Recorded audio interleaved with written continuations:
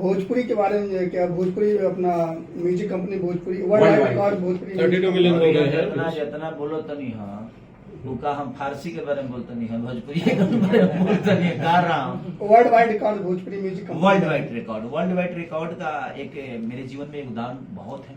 संघर्ष 2 आपके मेहंदी लगा के रखना उस दौर की एक बेहतर फिल्म थी, जिसमें रत्नाकर सर ने हम जहाँ जहाँ शो करते थे उसके लिए दोहा कतर से लेकर मलाड का शो हमारा, दिनेश भैया का, अमरपाली जी का और काजल जी का, वो शो एक इतना बड़ा बूम था कि आप सोच नहीं सकते। टिकट कम से कम 1 से 1.5 करोड़ का कटा हुआ था।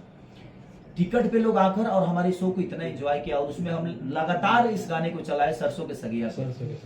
तो कहीं ना कहीं उससे एक शुरुआत हुई और उस समय भी शायद 2 से 2.5 लाख सब्सक्राइबर था सर।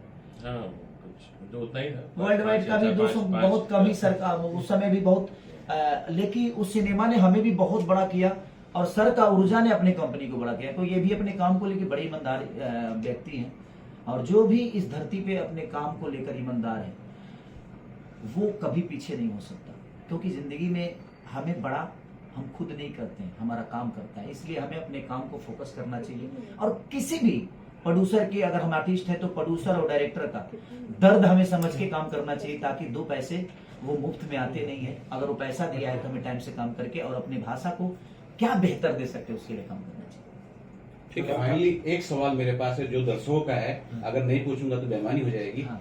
काजल